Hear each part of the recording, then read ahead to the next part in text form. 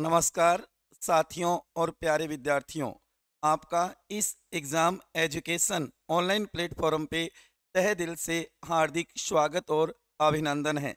प्यारे विद्यार्थियों, हमने अपनी पिछली क्लास के अंदर राजनीति विज्ञान के सिलेबस के ऊपर विस्तार से चर्चा की कि कौन कौन से कंपटीशनों के अंदर आप देखोगे भारतीय राज्य व्यवस्था से जुड़े हुए कौन कौन से टॉपिक आ सकते हैं। आप अपने सिलेबस से उनका मैच कर सकते हो और उन्हीं टॉपिकों को आप विस्तार से पढ़ सकते हो। तो प्यारे विद्यार्थियों, आज हम अपनी ये राज्य व्यवस्था की क्लास शुरू कर रहे हैं और अपना पहला ही टॉपिक है भारतीय संविधान का निर्माण। हालांकि हम देखते हैं कि किसी भी देश का संविधान अचानक एकाएक नहीं बनता, एक दिन में तैयार नहीं होता, उसके पीछे एक लंबी कहानी होती है। समय समय पर ये मानो उसके लिए मांग की जाती है और आखिरकार वो दिन आ जाता है कि संविधान बन करके तैयार होता है। तो आज हम उसी बात के ऊपर चर्चा करेंगे कि भारतीय संविधान का निर्माण कैसे हुआ, किस तरीके से समय समय पर मांग उठी, उसके बाद में किस तरीके से कैबिनेट मिशन योजना भारत आएगी, उसके बाद भारतीय संविधान के लिए एक संविधान सभा का गठन करेगी और वो संविधान सभा बनाएगी भारत का संविधान। तो साथियों, सबसे पहले तो पता होना चाहिए कि संविधान कहते किसे हैं। आप देखोगे कि संविधान किसी देश की शासन व्यवस्था को संचालित करने वाला नियमों का, विनियमों का जो दस्तावेज होता है उसे संविधान कहते हैं, जो लिखित भी हो सकता है, अलिखित भी हो सकता है। सीधी सी बात यह है साथियों कि राज्य को नियंत्रित करने वाला जो कानूनों का समूह या संग्रह होता है उसे संविधान कहते हैं। जो कि कहा जाता है कि संविधान शब्द की सर्वप्रथम ये मानव विवेचना की है तो सर हेनरी स्पार्क ने की है, जो कि सबसे पहले फ्रांस में। जबकि संविधान का निर्माण सबसे पहले कहीं होता है तो वह संयुक्त राज्य अमेरिका।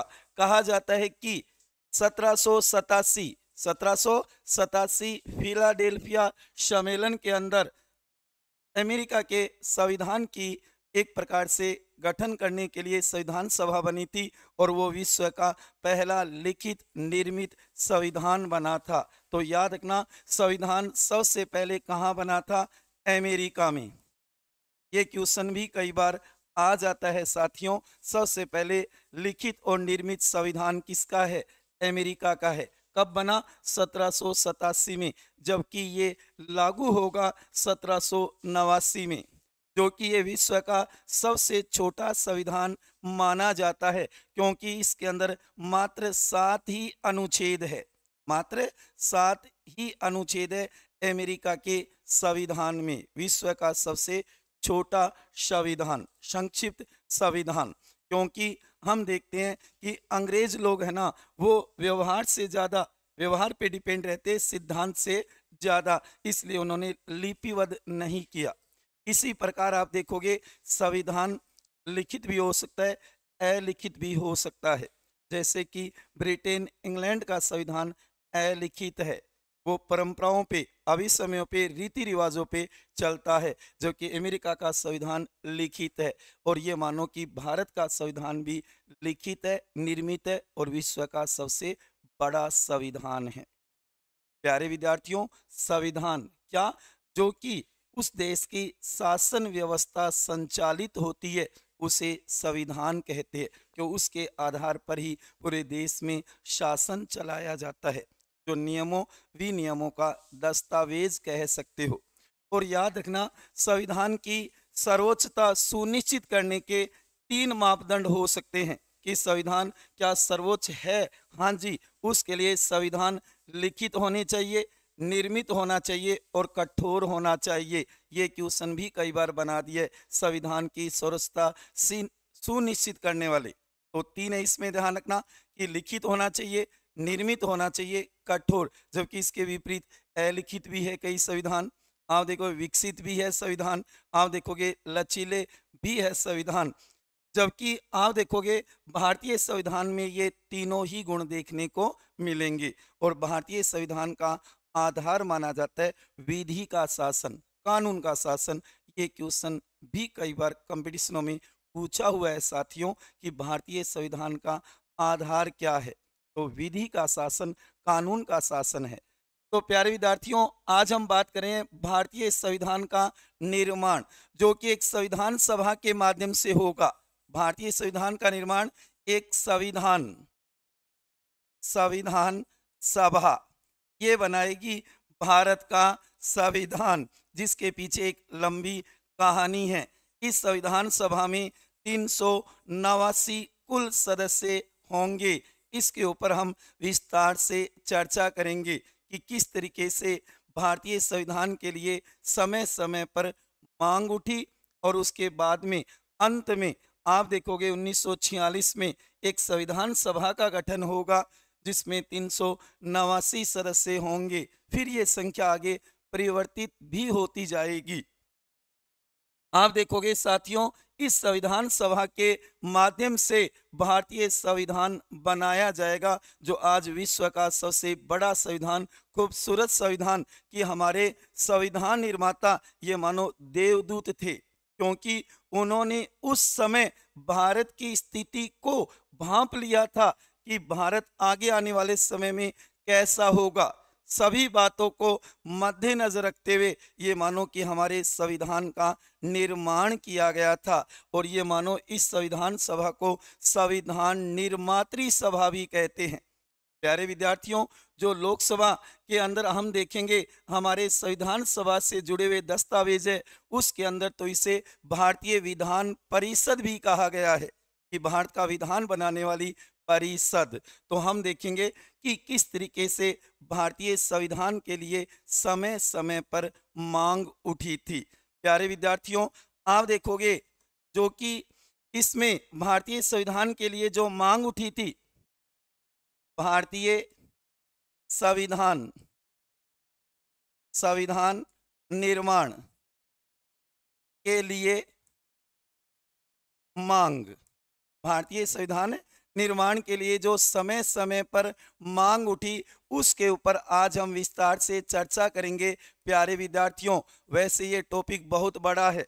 आप देखोगे प्रत्येक सर के द्वारा कुछ न कुछ इसमें नया ऐड किया जाता है, लेकिन हमें ये देखना है कि कंपटीशनों में कौन कौन से क्वेश्चन आते हैं। मैं बहुत कुछ आपको बताने की कोशिश करूंगा, लेकिन सब कुछ नहीं, क्यों इतना नहीं समेटा जा सकता इस ऑनलाइन क्लास के अंदर, ये तो आपको भी पता है साथियों। तो आप देखोगे कि भारतीय संविधान निर्माण के लिए जो मांग उठी थी, तो इसके अंदर सबसे पहले ध्यान रखना है आपको कि कौन कौन सी मांग उठी थी। इसके अंदर एक नंबर पे आप देख सकते हो 1895, वेरी वेरी वेरी मोस्ट है साथियों। 1895 स्वराज विधेयक में इसने बाल गंगाधर तिलक ने सर्वप्रथम मांग की थी भारतीय संविधान की, जो कि बाल गंगाधर तिलक हमारे महान क्रांतिकारी, उन्होंने कहा कि हमारा संविधान होना चाहिए। आज तो चलो हम गुलाम हैं, लेकिन कभी तो आज़ाद होंगे। 5, 10, 20, 40, 50 साल के बाद उस समय देश चलाने के लिए हमें संविधान की आवश्यकता होगी। इसलिए पहली बार मांग कब की गई? 1895 में। ध्यान देना प्यारे विद्यार्थियों, जिसे भारतीय संविधान का दर्शन भी कहा जाता है, नींव का पत्थर, यहीं से शुरुआत होती है भारतीय संविधान की मांग। प्यारे विद्यार्थियों, किसने की थी? बाल गंगाधर तिलक के द्वारा। याद रखना, तिलक के द्वारा ये मांग की गई थी। ये कई बार पूछ लिया जाता है क्वेश्चन कि भारतीय संविधान की सर्वप्रथम मांग कब हुई थी? 1895 में बाल गंगाधर तिलक के द्वारा स्वराज विधेयक के अंदर। ध्यान रखना, जो कि आप देखोगे इसे कॉन्स्टिट्यूशन बिल भी कहा जाता है, क्योंकि संविधान की पहली बार मांग हो रही है। तो कब की, किसने की और किस रूप में की थी? स्वराज विधेयक के रूप में की थी। उसके बाद में आप देखोगे प्यारे विद्यार्थियों, जो कि दूसरी जो मांग है ना, वो 1922 20वीं सदी की पहली मांग कह सकते हो।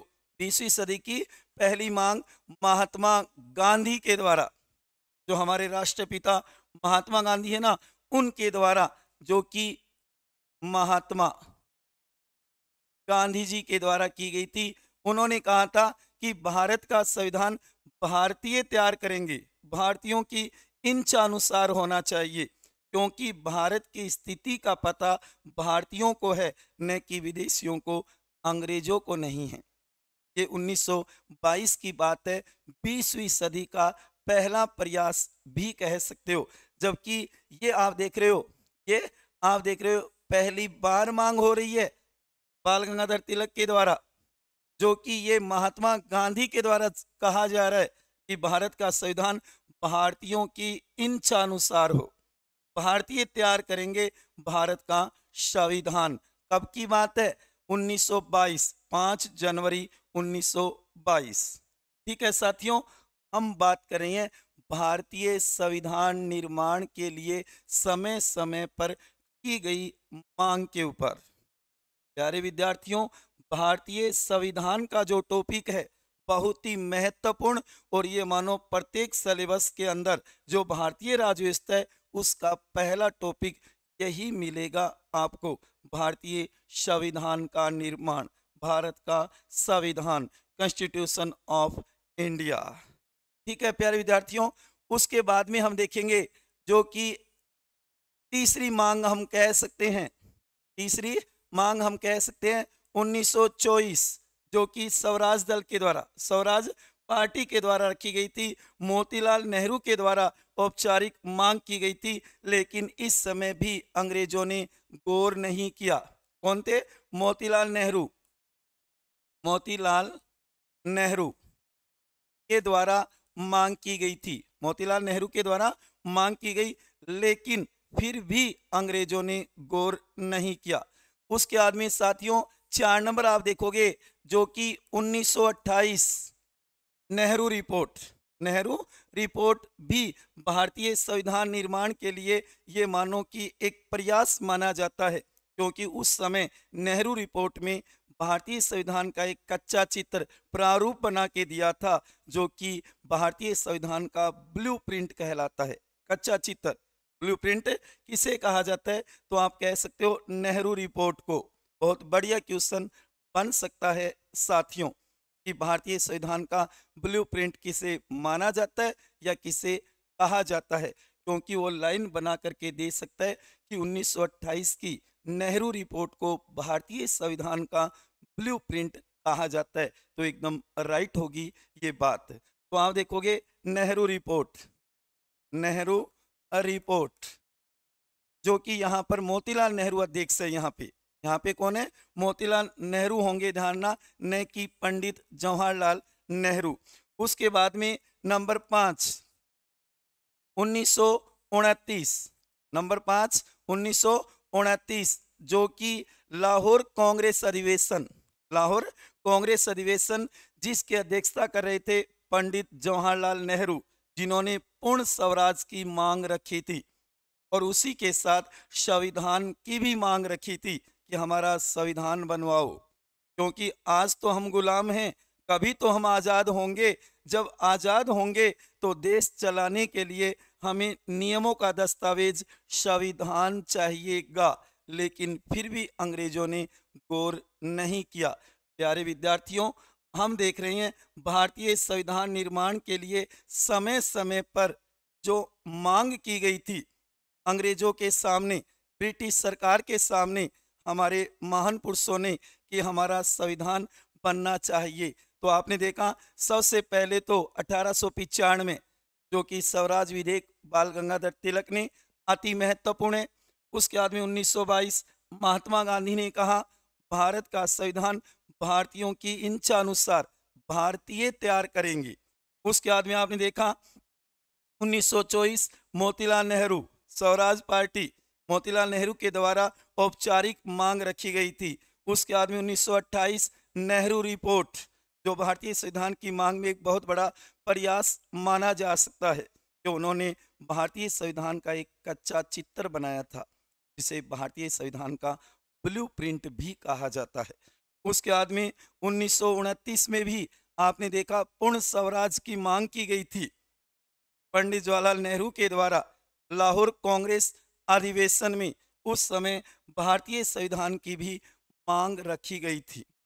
प्यारे विद्यार्थियों, आप देखोगे उसके बाद जो कि अगला प्रयास नंबर 6 आप देख सकते हो 1931 जो कि कराची कांग्रेस अधिवेशन सरदार वल्लभ भाई पटेल जिसकी अध्यक्षता कर रही थी। यहाँ पर भारतीय संविधान की प्रत्यक्ष मांग रखी गई ब्रिटिश सरकार के सामने कि हमारा संविधान बनाओ। इसके द्वारा सरदार वल्लभ भाई पटेल के द्वारा 1931 में।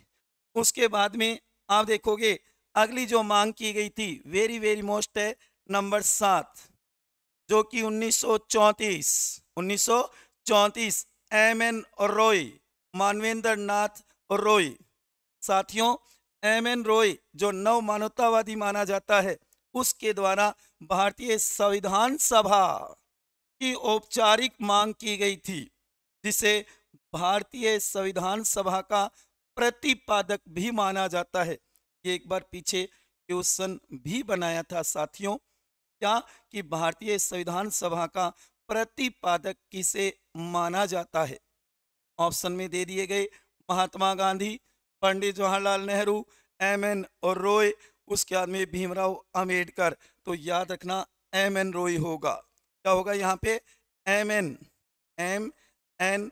और रॉय, मानवेंद्र नाथ और रॉय। साथियों, बता देता हूँ अपना टॉपिक पूरा होने के बाद उसके एमसी क्वेश्चन भी आपको मिलेंगे जो बार बार कंपटीशनों में आए हुए भी हैं और आगे बनने की संभावना भी है। प्रत्येक टॉपिक के बाद वस्तुनिष्ठ क्वेश्चन बनाए जाएंगे जिससे आपका अच्छा मूल्यांकन हो जाएगा कि आपके ये टॉपिक कितना क्लियर हुआ है, कितना आपके समझ में आया है, आप कितने क्वेश्चन कर सकते हो। साथियों, आप देखोगे तो ये क्वेश्चन महत्वपूर्ण बन सकता है। 1934 एम.एन. रॉय के द्वारा संविधान सभा की मांग रखी गई थी। हालांकि स्वराज पार्टी भी यहाँ पे मांग कर रही है। उसके बाद में आप देखोगे साथियों अगला जो 8वां प्रयास है जो कि 1936 फैजपुर कांग्रेस अधिवेशन में, फैजपुर कांग्रेस अधिवेशन जो हुआ था जिसकी अध्यक्षता कौन कर रहे थे, पंडित जवाहरलाल नेहरू कर रहे थे। यहाँ पर भारतीय संविधान की मांग को मूर्त रूप प्रदान किया गया कि भारत का संविधान बनाओ। ये मानो कि कांग्रेस के द्वारा यहाँ पे भारतीय संविधान की मांग रखी जा रही है पहली बार 1934 में और उसके बाद में 1936 में। उसके बाद में जो अगला प्रयास किया गया नंबर 9 में आप देखोगे 1938 जो कि पंडित जवाहरलाल नेहरू ने भारतीय संविधान सभा के गठन के लिए वयस्क मताधिकार की मांग की थी कि हमारी संविधान सभा वयस्क मताधिकार के आधार पर गठित होनी चाहिए। किसने मांग की थी, पंडित जवाहरलाल नेहरू ने। ये क्वेश्चन भी बढ़िया बन सकता है क्या कि वयस्क मताधिकार के आधार पर संविधान सभा के गठन की बात किसने की थी। तो ध्यान रखना गठन की बात किसने की थी, 1938 में पंडित जवाहरलाल नेहरू ने की थी।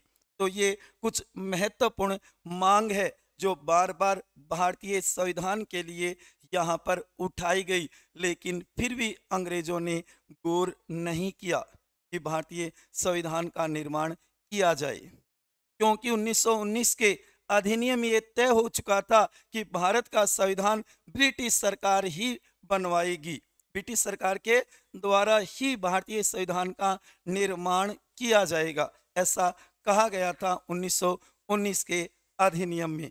तो साथियों, सबसे पहले 1895 तिलक के द्वारा मांग की गई। उसके बाद 1922 महात्मा गांधी के द्वारा कि भारत का संविधान भारतीयों की इच्छा अनुसार हो, भारतीय तैयार करेंगे। 1924 में मोतीलाल नेहरू के द्वारा औपचारिक मांग रखी गई। वहीं 1928 नेहरू रिपोर्ट भारतीय संविधान का ब्लूप्रिंट। एक एक बात नोट कर लो, क्योंकि बहुत बार इसमें से क्वेश्चन बना दिए जाते हैं लाइन के अंदर, सत्य और असत्य आपको छांटने पूछे जा सकते हैं। उसके बाद में आपने देखा 1929 जो कि लाहौर कांग्रेस अधिवेशन पूर्ण स्वराज की जो मांग की गई थी, वैसे इसके अंदर ये क्वेश्चन भी बहुत बार कंपटीशनों में बनता है।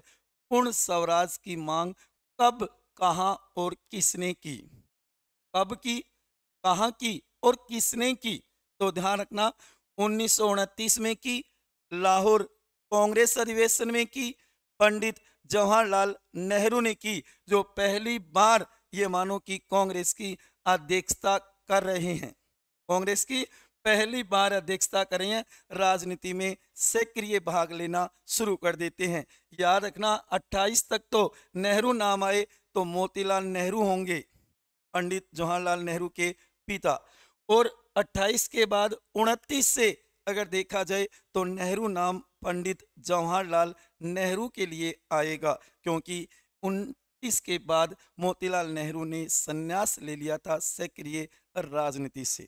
मेरी बात समझ रहे हो? क्योंकि कई बार हम शॉर्ट में नेहरू लिख देते हैं, पढ़ लेते हैं और बाद में हम कंफ्यूज रहते हैं कि यहाँ मोतीलाल नेहरू होगा या पंडित जवाहरलाल नेहरू होगा। तो यहाँ पे ध्यान देना है, नेहरू रिपोर्ट जो कि ये तो मोतीलाल नेहरू है, और जबकि 1929 यहाँ पंडित जवाहरलाल नेहरू है, पंडित जवाहरलाल नेहरू है, ध्यान रखना। क्लियर है यहाँ पे? उसके बाद में आप देखोगे 1931 जो कि कराची कांग्रेस अधिवेशन सरदार पटेल के द्वारा प्रत्यक्ष मांग रखी गई थी। उसके बाद में 1934 एम.एन. रॉय के द्वारा, हाँ जी ये अति महत्वपूर्ण है, ये आपको जरूर तैयार करना है।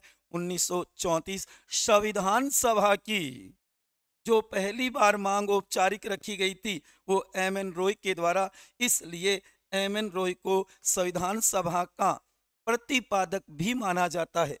उसके बाद में 1936 फैजपुर कांग्रेस अधिवेशन, एकमात्र गांव में होने वाला कांग्रेस का अधिवेशन होगा फैजपुर, जो कि कहाँ पे आप देखोगे, फैजपुर गुजरात में, जो कि इसकी अध्यक्षता करेंगे पंडित जवाहरलाल नेहरू।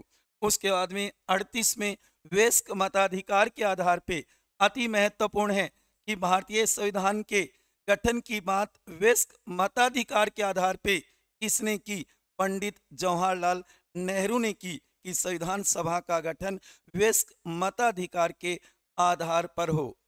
ठीक है साथियों, कुछ समझ में आया होगा आपके कि भारतीय संविधान निर्माण के लिए समय समय पर जो मांग उठी थी इसके द्वारा और कब उठी थी, उसके ऊपर हम विस्तार से चर्चा कर रहे हैं साथियों। इसके बाद आप देखोगे जो कि 8 अगस्त 1940 अगस्त प्रस्ताव जो कि उस समय भारत के गवर्नर जनरल लॉर्ड लिथगो जो सबसे ज्यादा समय 1936 से लेकर के और 1944 तक रहे थे। ये भी बढ़िया क्वेश्चन आ सकता है कि भारत के सबसे ज्यादा समय तक रहने वाले गवर्नर जनरल या वायसराय कौन थे? तो ध्यान रखना, लॉर्ड लिथगो, जो कि अगस्त प्रस्ताव में भारतीय संविधान की मांग को स्वीकार कर लेते हैं कि हम आपका संविधान बना देंगे। लेकिन उस समय जो कि कब की बात है, 8 अगस्त 1940, क्या अगस्त प्रस्ताव, जबकि इसे लॉर्ड लिथगो प्रस्ताव भी कहा जाता है, क्योंकि ये उस समय भारत के तात्कालिक गवर्नर जनरल थे, जो कि 1936 से लेकर के 1944 तक सबसे लंबे समय तक रहने वाले भारत के गवर्नर जनरल, सबसे लंबे समय तक रहने वाले गवर्नर जनरल होंगे। इन्होंने कहा कि हम आपका संविधान तो बना देंगे, लेकिन द्वितीय विश्व युद्ध के समाप्त होने के बाद, द्वितीय विश्व युद्ध, क्योंकि उस समय सेकंड वर्ल्ड वार चल रहा था, जो कि हम जानते हैं 1939 से लेकर के और 1945 तक चला था। हालांकि अब तो हमें पता है कि 45 में समाप्त हो गया द्वितीय विश्व युद्ध, लेकिन उस समय 1940 में ये पता थोड़ी था कि 45 में समाप्त होगा। तब कहा गया भारतीयों के द्वारा, हमारे बड़े महान पुरुषों के द्वारा ये कहा गया था कि ये बात तो सही नहीं है, क्योंकि युद्ध तो पता नहीं कब समाप्त होगा, हमें हमारा संविधान चाहिए। इसलिए कहा जाता है कि इस अगस्त प्रस्ताव को हमारे कांग्रेस के नेताओं ने अस्वीकार कर दिया था, माना नहीं था कि द्वितीय विश्व युद्ध के बाद और उससे पहले ये कह रहे हैं कि हमारी सहायता करो द्वितीय विश्व युद्ध में। अंग्रेज कह रहे हैं, अंग्रेज ये कह रहे हैं ब्रिटिश सरकार कि आप हमारी सहायता करो और द्वितीय विश्व युद्ध जैसे ही समाप्त होगा आपका संविधान बना दिया जाएगा। नहीं, हमारे नेताओं ने इस बात को स्वीकार नहीं किया। इसी प्रकार आप देखोगे 22 मार्च 1942 क्रिप्स मिशन जो भारत आया था, उसने भी भारतीय संविधान की मांग को स्वीकार कर लिया था, लेकिन वही बात दोहरा दी कि द्वितीय विश्व युद्ध समाप्त होने के बाद, हालांकि अगस्त प्रस्ताव में तो कहा था कि ब्रिटिश सरकार ने कहा कि संविधान कौन बनाएगी, ब्रिटिश लोग बनाएंगे, ब्रिटिश सरकार बनाएगी, लेकिन यहाँ पे क्रिप्स मिशन ने कहा नहीं, भारतीय तैयार करेंगे, लेकिन करेंगे कब, द्वितीय विश्व युद्ध के बाद। हालांकि इस बात को भी स्वीकार नहीं किया गया, यहाँ तक कि क्रिप्स मिशन के प्रस्ताव को महात्मा गांधी ने तो उत्तर तिथि चेक, आगे की तिथि का चेक भी कह दिया था, पोस्ट डेटेड चेक। किसको कहा, क्रिप्स मिशन का जो प्रस्ताव था उसको कहा था, क्योंकि इसने कहा कि द्वितीय विश्व युद्ध के बाद, अब क्या पता कि द्वितीय विश्व युद्ध कब समाप्त होगा और उसके बाद भारत का संविधान बनेगा। तो कहते कि इसमें स्वीकार तो कर लिया क्रिप्स मिशन में, जो कि एक सदस्यीय था, सर स्टैफर्ड क्रिप्स था जो भारत दौरे पे आया था, और इसे क्रिप्स मिशन के नाम से जाना जाता है। क्योंकि प्यारे विद्यार्थियों, कई बार ये क्वेश्चन पूछ लिया जाता है कि क्रिप्स मिशन योजना में कितने सदस्य थे, हम सोचेंगे 3 या 5 या 7 या 1, तो यहाँ पे सही उत्तर आएगा 1, क्योंकि एक ही व्यक्ति था, वह एक सदस्यीय आयोग था। कौन सा, Cripps mission. Sir Stafford Cripps नाम का जो व्यक्ति था वो अकेला भारत आया था और उसने कहा कि हम भारत का संविधान बना देंगे, स्वीकार कर लिया, लेकिन द्वितीय विश्व युद्ध के बाद।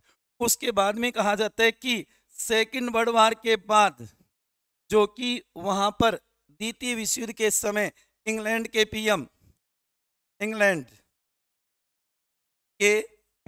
प्राइम मिनिस्टर कौन थे, कंजर्वेटिव पार्टी के थे, चर्चिल, विंस्टन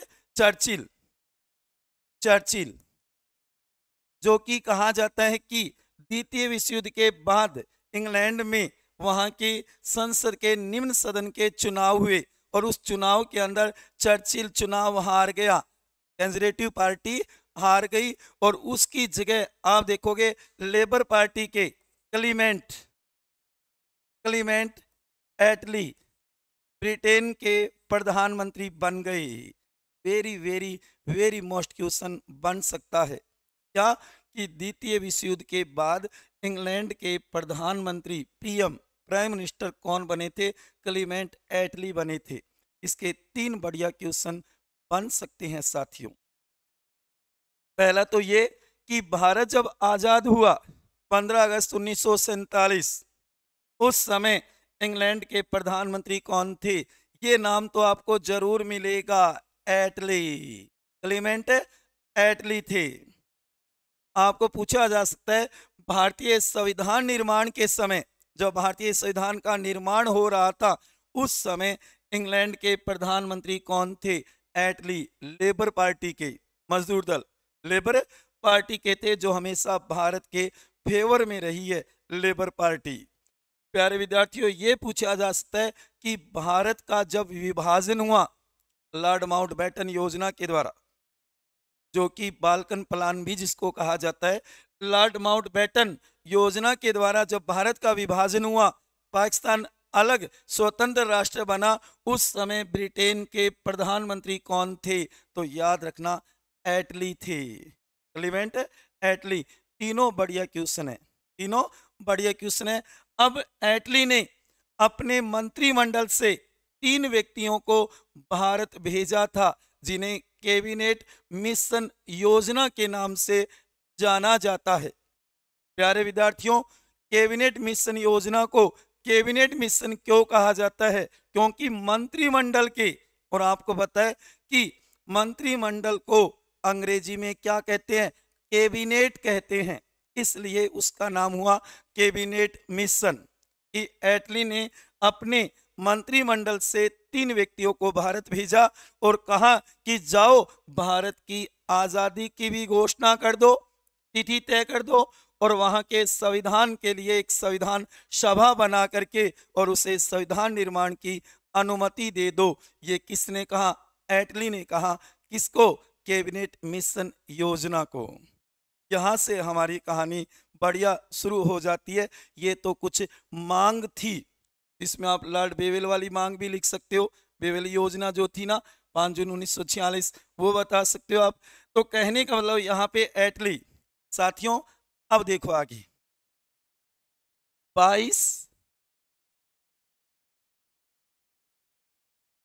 24 मार्च, जो कि 24 मार्च 1946, 24 मार्च 1946 को कैबिनेट मिशन योजना भारत आई। कहाँ पे आएगी? दिल्ली में आएगी। ध्यान, साइमन कमीशन कहाँ आता है? बंबई में आता है। जो कि यहाँ पर 24 मार्च 1946 को कैबिनेट मिशन योजना जिसको कहा जाता है, कैबिनेट मिशन भारत आया, जिसके अंदर आप देखोगे प्यारे विद्यार्थियों कितने व्यक्ति थे? 3 व्यक्ति थे। 3 व्यक्ति होंगे, क्योंकि कई बार ये क्वेश्चन भी पूछ लिया जाता है कि कैबिनेट मिशन योजना में कौन सा व्यक्ति नहीं था, कौन सदस्य नहीं था।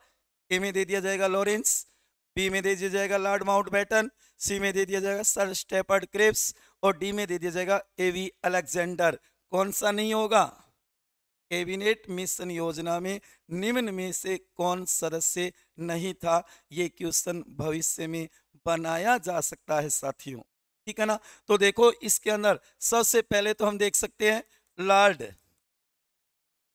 Pethick Lawrence.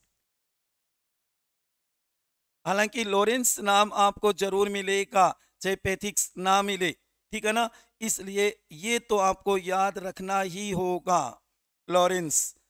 उसके बाद में दूसरा आप देखोगे जो कि सर स्टेफर्ड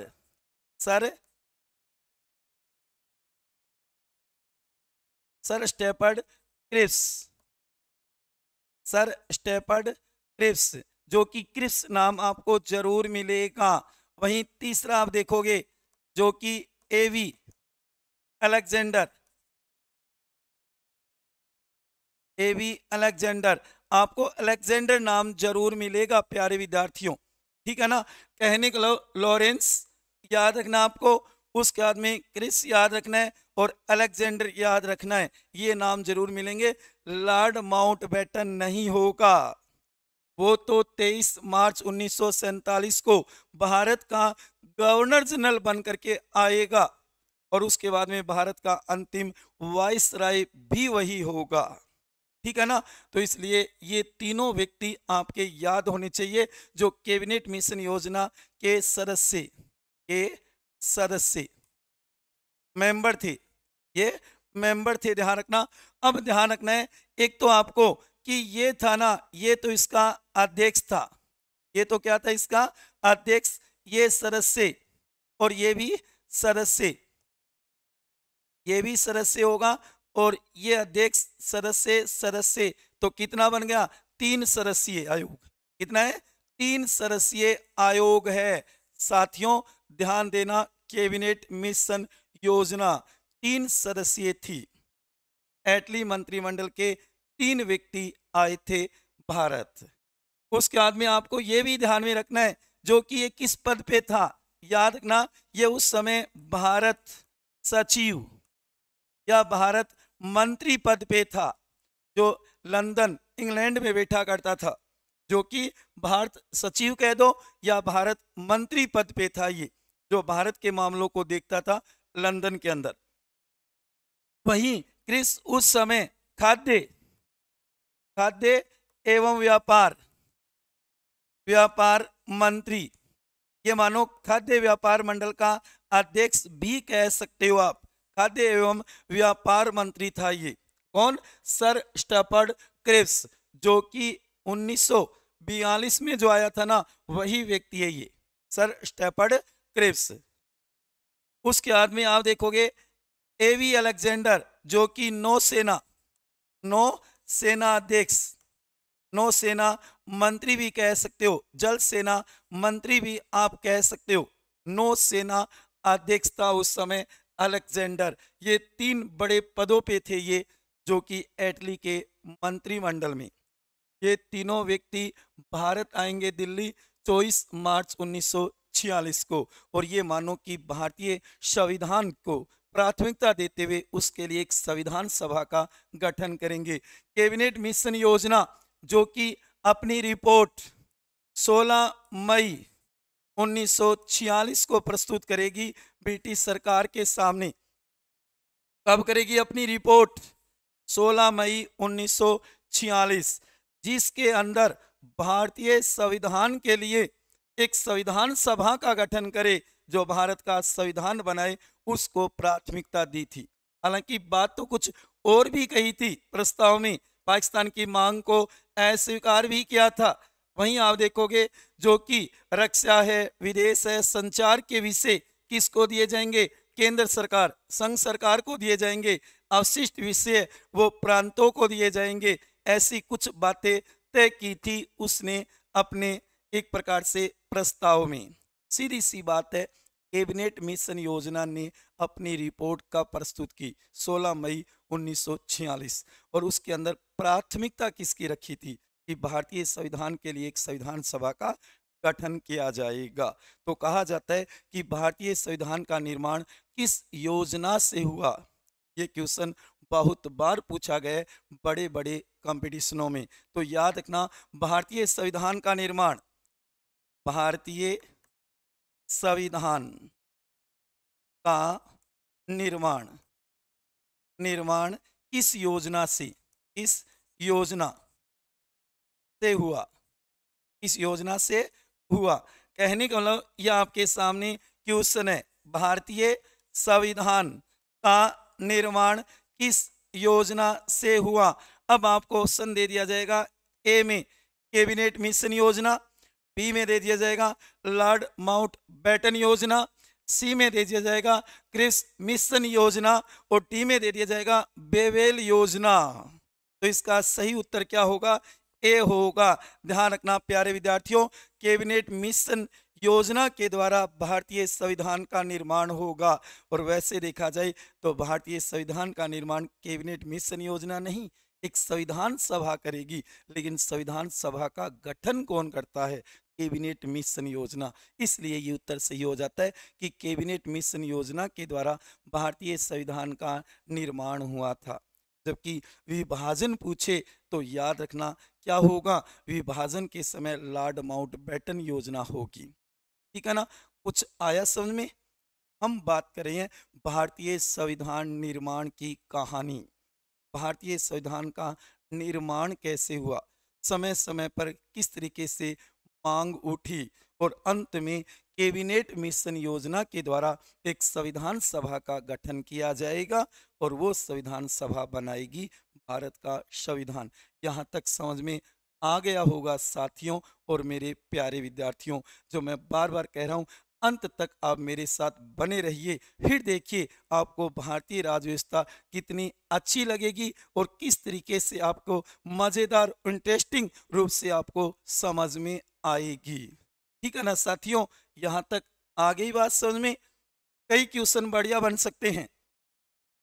कैबिनेट मिशन योजना भारत कब आई? तो 24 मार्च 1946। कितने सदस्यीय थी? 3 सदस्यीय थी, ध्यान रखना। उसके अंदर कौन कौन थे? लॉरेंस था, क्रिप्स था, अलेक्जेंडर था। उसके बाद में उसका अध्यक्ष कौन था? कैबिनेट मिशन योजना का अध्यक्ष, याद रखना, लॉरेंस था। ये 2 सदस्य, वैसे 3 सदस्यीय थी।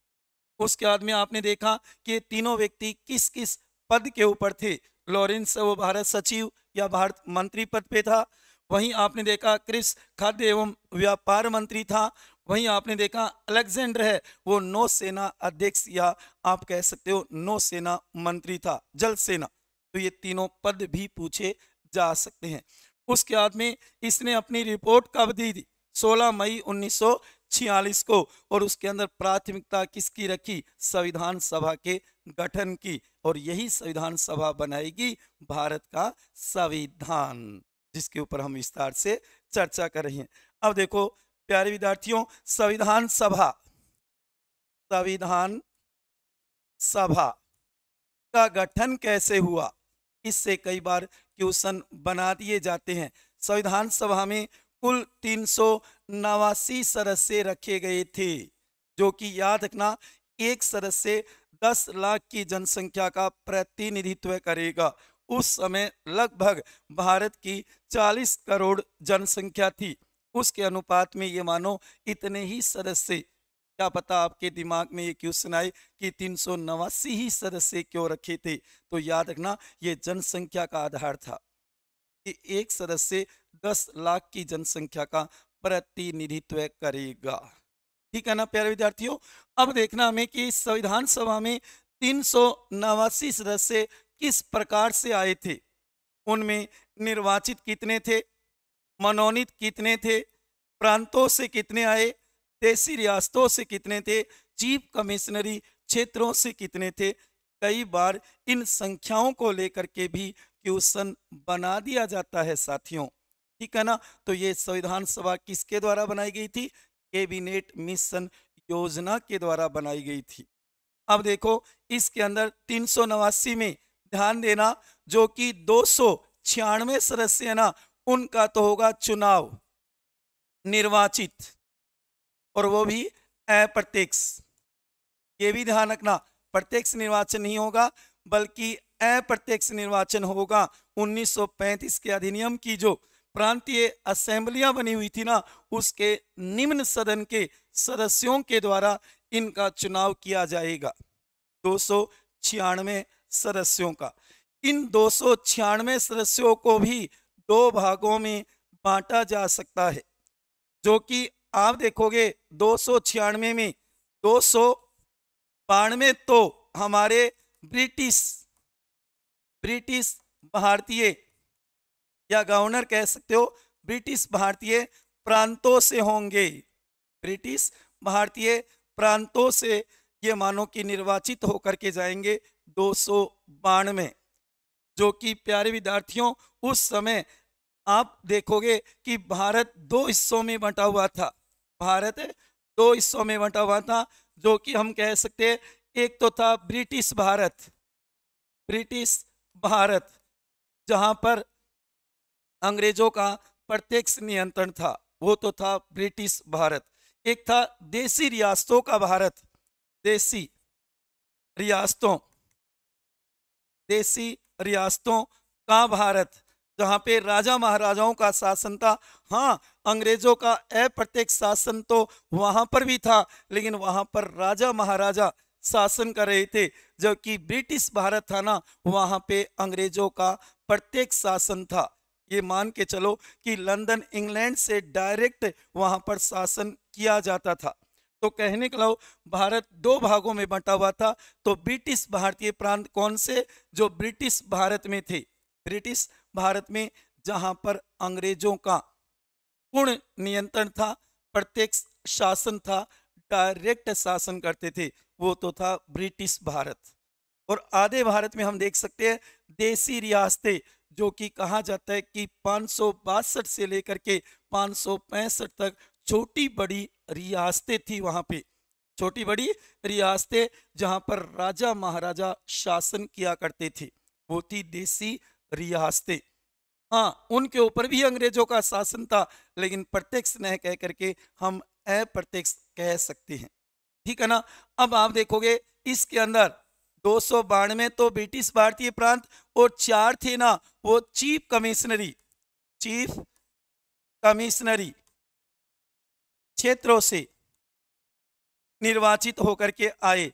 उस समय 4 ही चीफ कमिश्नरी क्षेत्र थे, जो कि वर्तमान में हम राज्य और केंद्र शासित प्रदेश या संघ शासित प्रदेश कहते ना, उस तरीके से उस समय उन्हें चीफ कमिश्नरी क्षेत्र कहा जाता था।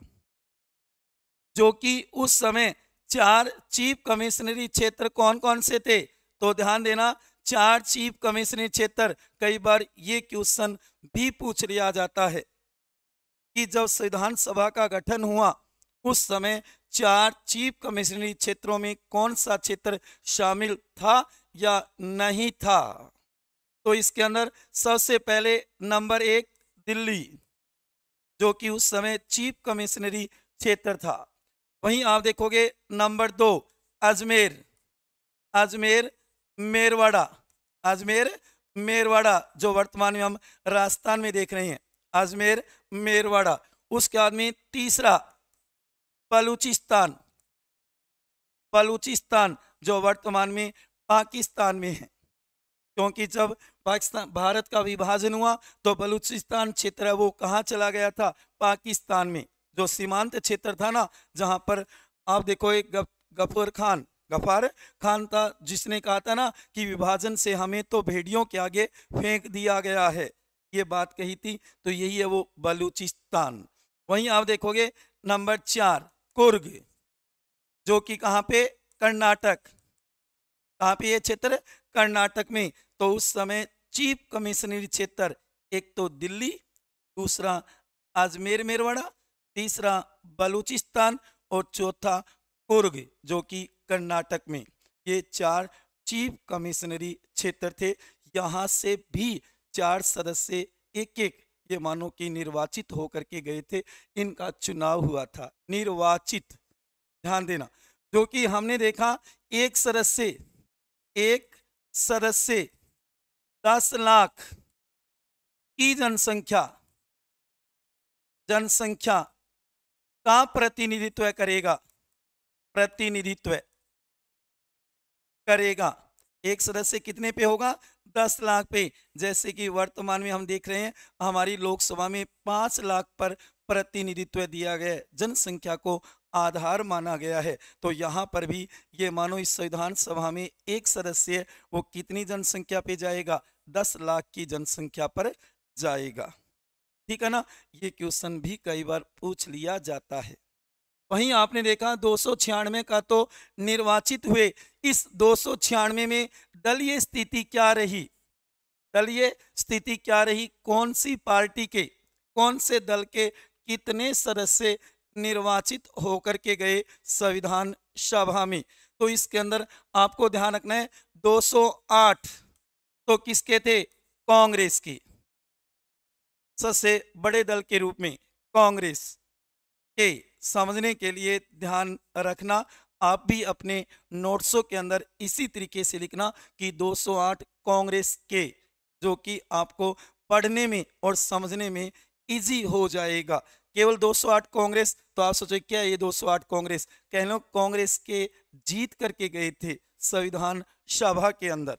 वहीं आप देखोगे जो कि 73 सदस्य मुस्लिम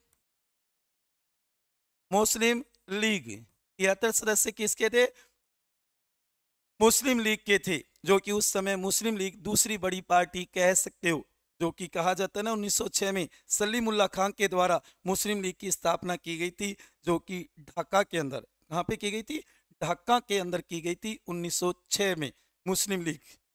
जो कि उसके बाद आप देखोगे 15 सदस्य अन्य अन्यों में आप गिनती कर सकते हो। इसको चाहो तो दो जगह डिवाइड कर सकते हो, अन्यों को दो जगह। 7 तो होंगे अन्य दलों के, अन्य दलों के एक एक है सभी का, ये ध्यान रखना। चाहे वो कर्षक पार्टी हो, मजदूर पार्टी हो, उसका एक एक सदस्य आएगा। 7 होंगे अन्य दलों के। बस दो ही बड़े दल हैं, एक कांग्रेस और एक मुस्लिम लीग। उसके बाद में तो अन्य जो राजनीतिक दल थे ना, उनका एक एक सदस्य ही निर्वाचित होकर के आया था। जैसे हम कहते हैं कि साम्यवादी पार्टी, कम्युनिस्ट पार्टी का कौन था? एक ही व्यक्ति था, सोमनाथ लाहौरी। तो कहने का मतलब यहाँ पे यही है कि 7 अन्य दलों के होंगे एक एक, और वहीं 8 सदस्य निर्दलीय। 8 सदस्य क्या होंगे? निर्दलीय होंगे, जो कि कोई पार्टी नहीं होगी उनकी। ठीक है ना? ये रही दलीय स्थिति। सबसे बड़ा दल कौन है? कांग्रेस। तो कहा जाता है कि कांग्रेस का बहुमत या ज्यादा संख्या देख करके और मुस्लिम लीग वालों ने तो ये मानो संविधान सभा का बहिष्कार कर दिया। तो उनको पता चल गया कि भारतीय संविधान सभा में मुस्लिम लीग की नहीं चलेगी, बल्कि कांग्रेस वालों की चलेगी। नेहरू है, सरदार पटेल है, राजेंद्र प्रसाद है, इनकी चलेगी। जबकि मुस्लिम लीग का उस समय नेतृत्व कर रहा था मोहम्मद अली जिन्ना। उसके दिमाग में ये बात आई, और उसके बाद में कहा जाता है कि 16 अगस्त को उन्होंने जो प्रत्यक्ष कार्रवाई दिवस भी किया था। कहने का लो उन्होंने संविधान सभा की मांग को ठुकरा दिया कि हम संविधान सभा में नहीं जाएंगे, बहिष्कार कर दिया संविधान सभा का, क्योंकि उनका ज्यादा बहुमत नहीं था। मात्र 73 ही सदस्य थे, 73 ही सदस्य थे 296 में से। ठीक है साथियों, यहां तक आपके समझ में आया होगा। हम देख रहे हैं 296 सदस्य जो निर्वाचित हुए थे अप्रत्यक्ष 1935 के शासन अधिनियम के द्वारा। जो प्रांतों में जो असेंबलियां बनी थी, विधानमंडल बने थे ना, उसका जो निम्न सदन था ना, वहां से ये निर्वाचित होकर के आते उन सदस्यों के द्वारा। इसको दो भागों में बांटा। 292 तो होंगे ब्रिटिश भारतीय प्रांतों से, ब्रिटिश भारतीय प्रांतों से होंगे। वहीं 4 सदस्य चीफ कमिश्नरी क्षेत्रों से होंगे। और आपने देखा चीफ कमिश्नरी क्षेत्र कौन कौन से थे उस समय?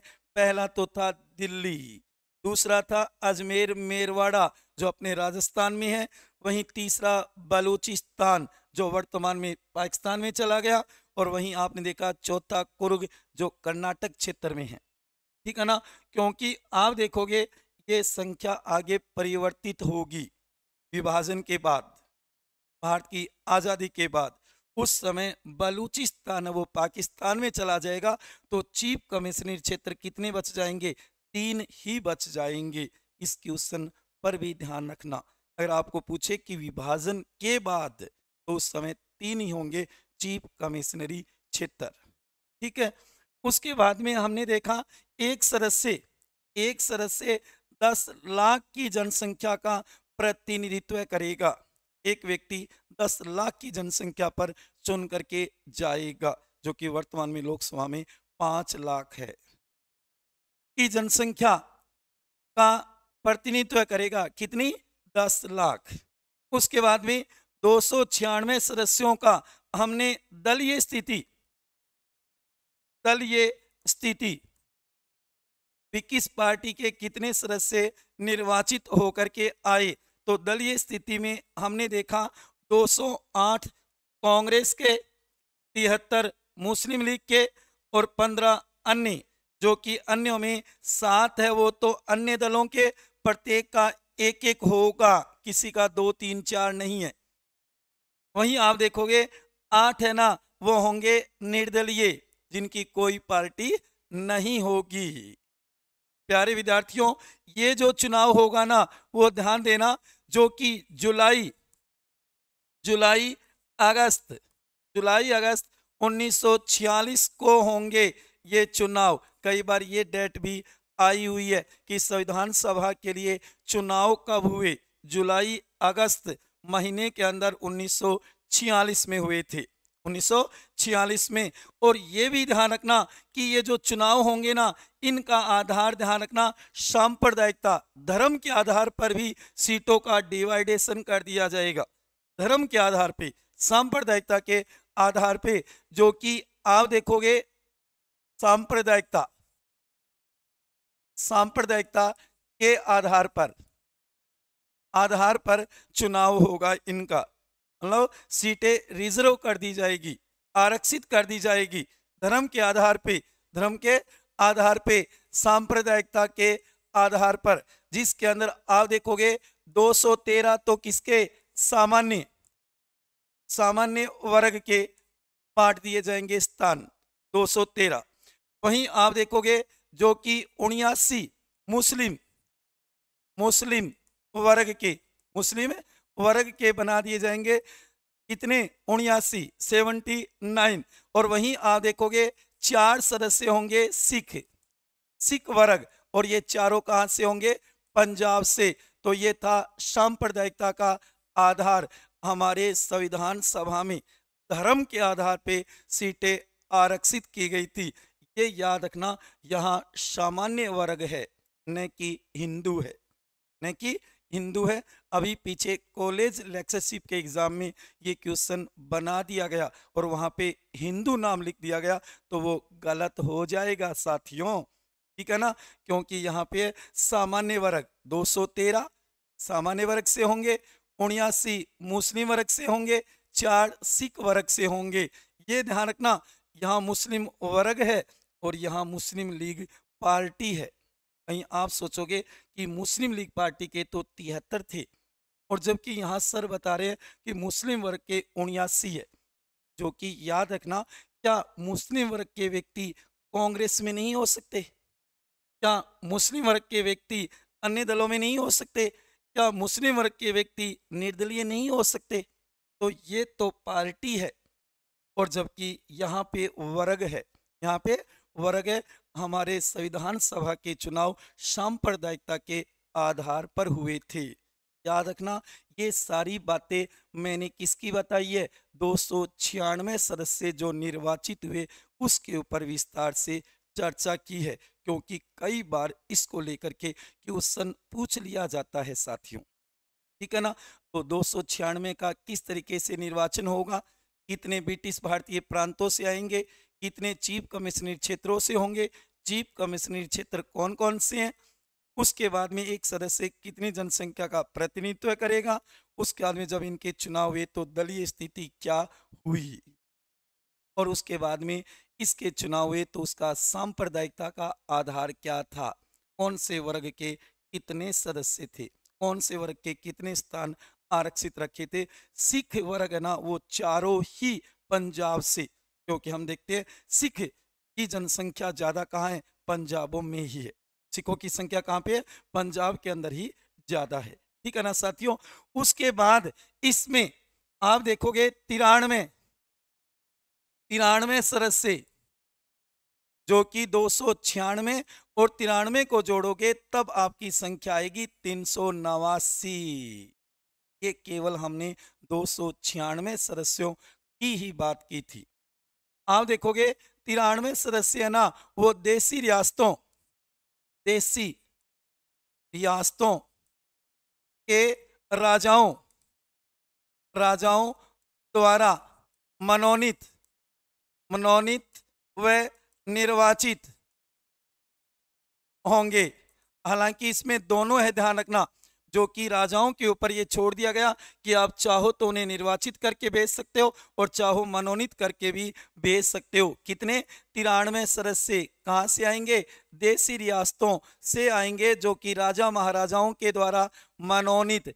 ज्यादा शब्द तो ये आपको नजर आएगा कि राजा महाराजाओं ने मनोनीत करके भेजे थे अपने दरबार से, अपने क्षेत्र से, लेकिन आधार यही होगा, एक सदस्य 10 लाख पे। जैसे कि हैदराबाद रियासत उस समय सबसे बड़ी थी और उसके अंदर 16 सदस्य प्रतिनिधि के रूप में जाने थे, लेकिन वो नहीं गए अंत तक। हैदराबाद रियासत से 16 सदस्य ये मानो प्रतिनिधित्व करने के लिए रखे गए थे संविधान सभा में, लेकिन वो नहीं गए अंत तक।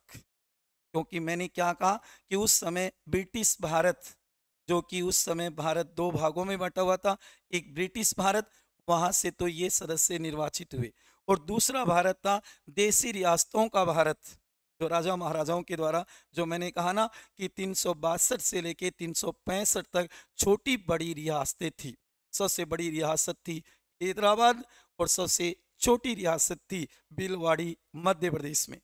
ठीक है ना। तो कहने का मतलब यहाँ पे देशी रियासतों के द्वारा मनोनीत भी है और निर्वाचित भी होंगे कुछ क्षेत्रों से। तो ये लाइन नोट करना, जो कई बुकों में केवल मनोनीत दे रखा है, ना जी ना, यहाँ मनोनीत और निर्वाचित दोनों होंगे। इस तरीके से बनी थी हमारी संविधान सभा। और वैसे देखा जाए कि कैबिनेट मिशन योजना के द्वारा संविधान सभा का गठन कब किया गया, जबकि इसके अंदर आएगा नवंबर 1946, क्योंकि दिसंबर में ये मानो उसकी पहली बैठक होगी। ये पीछे सेकंड ग्रेड के अंदर क्वेश्चन पूछ लिया गया है, क्योंकि ये सारी प्रोसेस है ना, वो ये मानो कि नवंबर 1946 में पूरी होगी। तो संविधान सभा का गठन कैबिनेट मिशन योजना के द्वारा, कैबिनेट मिशन योजना के द्वारा कब होगा, नवंबर 1946। ठीक है ना साथियों। तो ये आज हमने बात की संविधान सभा की मांग को लेकर के, कि भारतीय संविधान के लिए समय समय पर कैसी मांग उठी, कब उठी। उसके बाद में हमने संविधान सभा का गठन कैसे हुआ, उसके ऊपर चर्चा की। और उसके बाद अब देखोगे आप भारतीय भारतीय संविधान किस तरीके से बनेगा, उसके लिए संविधान सभा की कुछ बैठकें होंगी। जैसे कि फर्स्ट बैठक 9 दिसंबर 1946, 9 दिसंबर 1946 सोमवार, जो कि हमारे प्राचीन या पुराने संसद भवन के केंद्रीय कक्ष हॉल में होगी ये पहली बैठक। तो यहाँ पे आपको पहली बैठक, दूसरी, तीसरी, चौथी और पांचवी, ये 5 बैठक, जिसमें अति महत्वपूर्ण पहली बैठक, उसके बाद में तीसरी बैठक और पांचवी बैठक, ये ज़्यादा महत्वपूर्ण है। ये ज़्यादा महत्वपूर्ण है, जो बार बार कंपटीशनों में पूछी जाती है। 10 दिसंबर को, 11 दिसंबर को, 12 दिसंबर को और 13 दिसंबर को, 13 दिसंबर को ये कुछ बैठकें हैं जो हम अपनी अगली क्लास के अंदर विस्तार से चर्चा करेंगे साथियों। क्योंकि आज तो हमने देखा कि भारतीय संविधान की मांग कैसे उठी, संविधान का अर्थ देखा हमने शुरू में, जो कि आपने देखा प्यारे विद्यार्थियों। सबसे पहले तो भारतीय संविधान का निर्माण सबसे पहले अमेरिका का संविधान बना था 1787, पहला लिखित और निर्मित संविधान, जबकि इंग्लैंड का संविधान अलिखित है। ये सबसे छोटा, मात्र इसमें क्या 7 ही अनुच्छेद है। उसके बाद में आप देखो हमारा संविधान एक संविधान सभा के माध्यम से बनेगा, जो 389 सदस्यों से सजकर तैयार होगी। उसके बाद में आपने देखा जो कि संविधान निर्माण की समय समय पर जो मांग उठी गई, उस मांग के ऊपर हमने चर्चा की। चाहे वो सबसे पहले 1895 में स्वराज विधेयक बाल गंगाधर तिलक के द्वारा उठी हो, चाहे आप देखो 1938 में ये मानव वयस्क मताधिकार की मांग की गई थी पंडित जवाहरलाल नेहरू के द्वारा। उसके बाद में आपने देखा 8 अगस्त 1940 अगस्त प्रस्ताव में लॉर्ड लिथको ने ये मानव संविधान की मांग को स्वीकार कर लिया था। उसके बाद में आपने देखा 22 मार्च 1942 क्रिस मिशन आया, उसने भी भारतीय संविधान की मांग स्वीकार कर ली। 1 सदस्यीय आयोग था। द्वितीय विश्व युद्ध के बाद इंग्लैंड के अंदर चुनाव हुए कॉमन सभा के, जिसके अंदर कंजर्वेटिव पार्टी के प्रधानमंत्री चर्चिल चुनाव हार जाते हैं और उसकी जगह क्लीमेंट एटली आ जाते हैं लेबर पार्टी के, मजदूर दल के, और उसने अपने कैबिनेट से 3 सदस्यों को भारत भेजा और जिसका नाम था कैबिनेट मिशन योजना। कैबिनेट मिशन योजना जो 3 सदस्यीय थी, 24 मार्च 1946 को भारत दिल्ली पहुंचती है और उसके बाद में अपनी रिपोर्ट 16 मई 1946 को देती है और उसके अंदर ये निम्न 3 सदस्य थे जो इस पद के ऊपर एटली मंत्रिमंडल में थे। और सबसे बढ़िया क्वेश्चन यही बनता है साथियों कि भारतीय संविधान का निर्माण किस योजना से हुआ, तो याद रखना कैबिनेट मिशन योजना से। और उसके बाद में किस तरीके से कैबिनेट मिशन योजना एक संविधान सभा का गठन करती है, आप इसका स्क्रीनशॉट भी ले सकते हो। अति महत्वपूर्ण है ये, क्योंकि 389 में से 296 निर्वाचित होंगे प्रत्यक्ष, वहीं आपने देखा 93 सदस्य मनोनीत होंगे देशी रियासतों के द्वारा। उसके बाद में 296 का चुनाव होता है, तो उसके अंदर 292 ब्रिटिश प्रांतों से, 4 चीफ कमिश्नरी क्षेत्रों से, वहीं दलीय स्थिति में कांग्रेस के सबसे ज़्यादा 208, 73 मुस्लिम लीग के, 15 आप अन्य कह सकते हो, जबकि इनका आधार सांप्रदायिकता था। 213 सामान्य वर्ग के, 79 मुस्लिम वर्ग के, 4 सिख वर्ग के, चारों ही पंजाब से। उसके बाद में आपने देखा कि ये चुनाव जुलाई अगस्त 1946 को होंगे, जुलाई अगस्त 1946 को इस तरीके से बनी थी हमारी संविधान सभा। और उसके बाद में आपने देखा कि संविधान सभा की किस तरीके से बैठक होगी, इसकी चर्चा हम अगली क्लास के अंदर करेंगे प्यारे विद्यार्थियों। और अंत तक मेरे साथ बने रहिए। इस एग्जाम एजुकेशन के ऑनलाइन प्लेटफॉर्म पे आपको प्रत्येक कंपटीशन के कोर्स अवेलेबल है। आप अपने साथियों को ज़्यादा से ज़्यादा जोड़ने की कोशिश कीजिए। ठीक है साथियों, मिलते हैं अगली क्लास में, तब तक के लिए जय हिंद, वंदे मातरम।